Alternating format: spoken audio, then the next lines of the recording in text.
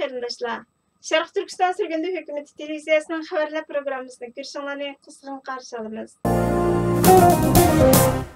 ANI xabar kanali dunyoning har qaysi joylarida Xitoyning Uyg'urlarga qarata yurgizayotgan irqiy qirg'inchiligiga qarshi turish maqsadida namoyish o'tkazildi degan temada bir xabar e'lon qilgan bo'lib, xabarda Washingtonni o'z ichiga olgan dunyoning har qaysi joylarida, ya'ni Kanadaning Edmonton shahri, Gollandiyaning Danxoh shahri, İstanbulda Sharq Turkiston Surgundi hukumati va Sharq Turkiston Milliy Uyg'unish tashkilotining o'rinlashtirishi bilan 22 dekabr Sharq Turkiston xalqining motam kunida Xitoyning Sharq Turkistonda yurgizayotgan irqiy qirg'inchilik va ishg'oliyatiga qarshi namoyish o'tkazilgan.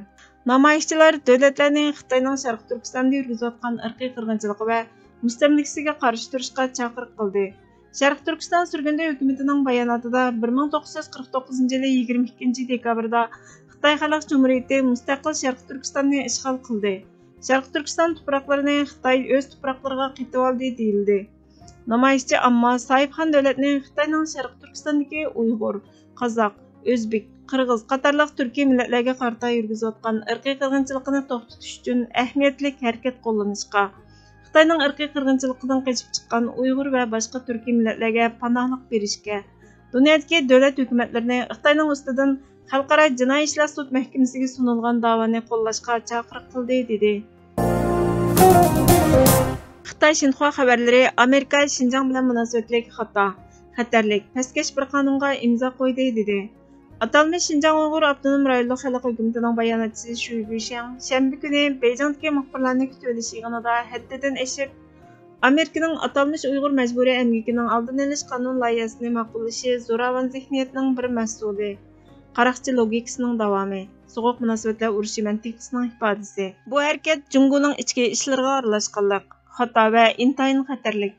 Atalmış Uyg'ur majburiy emgikining oldini olish qonuni Xinjiangdagi amaliy harakat vaziyatini jiddiy burmilab, xalqaro qonun va xalqaro munosabatni boshqaradigan asosiy qoidalarga xiloflik qildi. Shundaqla insoniyat jamiyatining o'rtaq qimmat qarashini dafsanda qildi. U Xinjiangning taraqqiyotiga to'solg'i bo'lmaydi. Aksicha u Amerikaning saxta kishilik huquqi, haqiqiy zo'mgarlik va ko'ngil bo'lish nomida buzg'unchilik qilish muddaosini oshkorladi. Rayonning ishga o'rinlashtirish siyosati va amaliyati xalqaro emgak va kishilik huquq o'lchamiga uyg'un. Amerika yerlik amerikaliklarning majburiy emgakning oldini olish qonuniga imzo qo'yish kerak deb chalvoqib, insonlarni g'idiqlagan. Sharq Turkiston Surgundi hukumatining muavin raisi Abdulahat Nur Apandi buningga qarshi darhol inkos qaytarib, Amerikaning Uyg'ur majburiy emgak qonun loyihasiga imzo qo'yib, uni rasmiy qonunga aylantirishi adolat pozitsiyasining mahsuli, demokratiya mantiqasining davomi, insonlik zihniyatining namoyandasi dedi. Kollektiv kimlik tarixning soyasidir. U o'tmishning amonatidir. Uningga o'tmishning tamg'isi besilgan. U hozirning realligida o'zini amaliylashtiradigan va kelgusiga nisbi qilg'ili bo'lmaydigan ma'naviy kapitandir.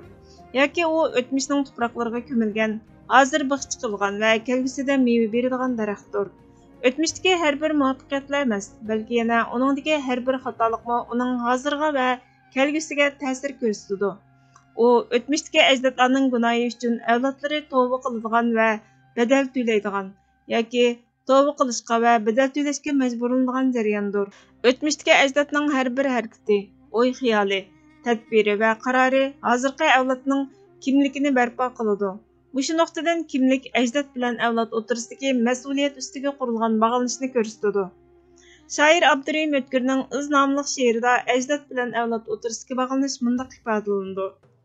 Qoldi iz, qoldi manzil, qoldi uzoqda hammasi. Chiqsa bo'ron, ko'chsa qumlar, ham ko'milmas izimiz. To'xtamas karvon yo'lidan, garchi otlar bak uruq. Tapqusi hech bo'lmasa, bu izni bir kun navrimiz ya avrimiz. Ushbu she'rda ajdod boshlagan, ammo ta hozirgacha oyoqlashtirilmagan bir safar bor.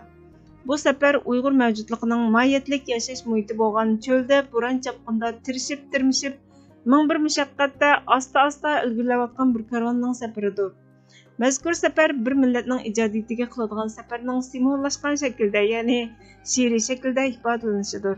Bu she'rning orqasida shundoq bir ideya borki, ajdodning izini tepish va uni o'chirmaslik uchun avlodlar bu yo'lni davomlashtirishi kerak. Hatto otlar bak uruq, yo'llar bak uzoq bo'lgan taqdirdami, bo'ronliq tunda ajdodlarning chiriqini o'chirmaslik, uning izini yo'qotib qo'ymaslik va u boshlagan yo'ldan taymaslik keyingi avlodning va uningdan keyingi nurg'un avlodlarning mas'uliyatidir. Bu mas'uliyat ehtimol toki qiyomatgacha davomlashishi mumkin. Mamtimin A'loning Uyg'urlar psixologiyalik urushlar nomli kitobidan ilindi. Hurmatli ko'rurmanlar, xabarlarimizni ko'rganinglar uchun ko'p rahmat. Kelar qitimli programmamiz ko'rishguncha Allohga omonat bo'lgaysizlar.